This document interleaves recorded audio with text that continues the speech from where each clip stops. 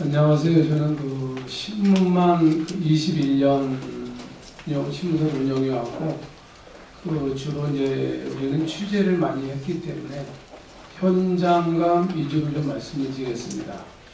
제가 사실 대학 교수님들이 가장 싫어하는 토론자 중에 제가 한 사람입니다.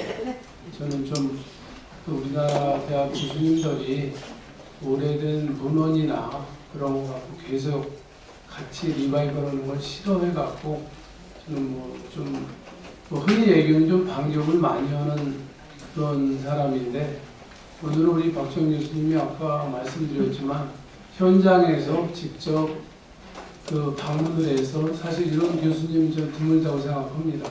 그래서 저는 아까 우리 박정 교수님이 얘기한 노인 자살 앞으로 더 늘어날 것이다 라는 것에 대해서 제가 반문을 드려보자 합니다.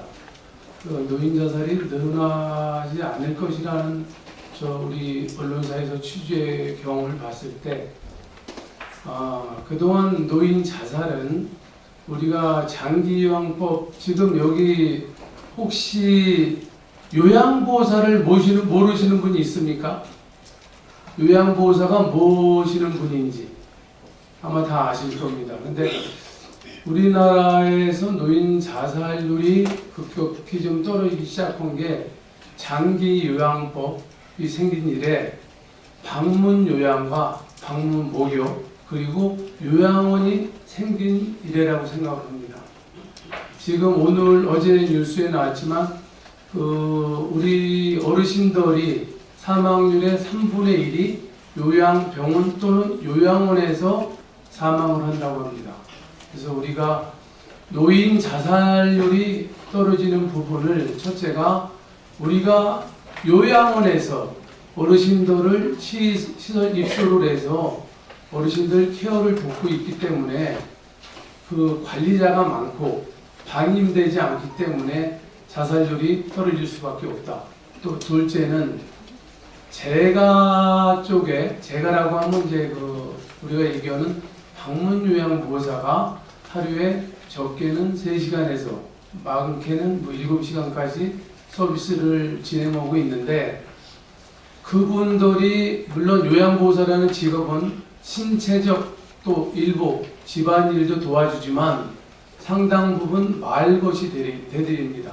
그래서 요양보호사가 방문해서 말벗을 해드리는 그 대상 어르신들은 대부분이 가족이 따님이든 아드님이든 며느님이든 다 직장에 나가시고 혼자 그동안 방치되어 있던 어르신들을 누군가가 항상 그 시간만 되면 방문을 해서 즐겁게 해드리고 은행 일도 같이 보고 또 시장도 같이 가고 병원도 동행하고 항상 옆에 말벗이 되드림으로써 자살률이 급격히 떨어진다고 봅니다. 그런데 정부 정책은 앞으로 치매부터 시작해서 우울증까지 좀 더 장기요양법에 대한 확대 계획을 갖고 있습니다. 그리고 우리나라 어르신들 만 65세 이상 된 어르신들이 좀 더 많은 혜택을 받을 수 있기 때문에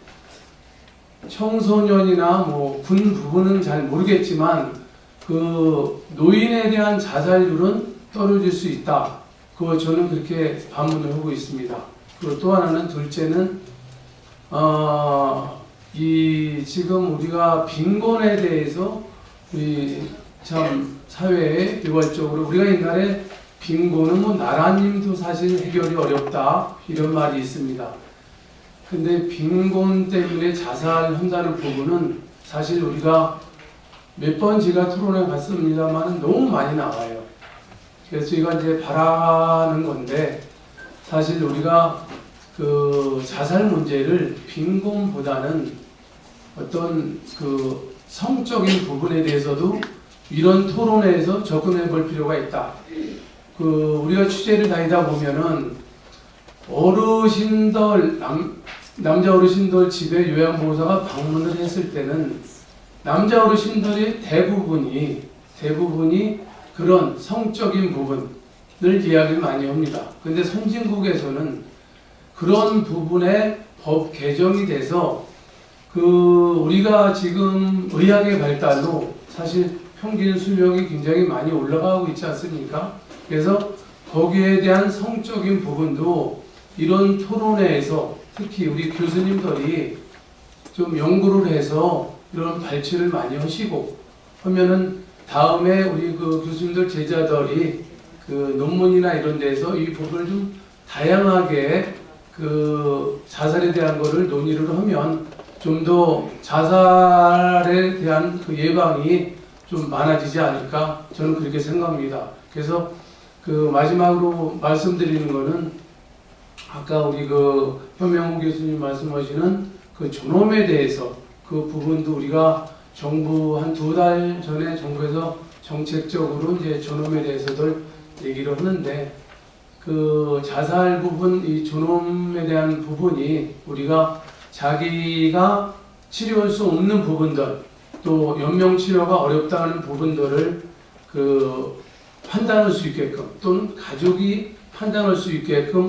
존엄에 대해서 그러기 때문에 앞으로 그동안 자살을 어르신들 보면 또래 어르신들이 많은 요양원에 들어가는 것도 봤고 요양병원에서 힘들어하는 것도 봤고 또 자식 간의 분쟁도 많이 봤고 그래서 나중에 나로 인해서 경제적인 부담을 많이 갖는구나라는 그런 것 때문에 사실 존엄에 대한 그런 부분이 연기된다고 생각합니다. 그래서 이제 이 존엄사에 대한 부분도 우리가 앞으로 자살에 대한 연관된 논문이 좀 나와야 된다고 생각하고 앞으로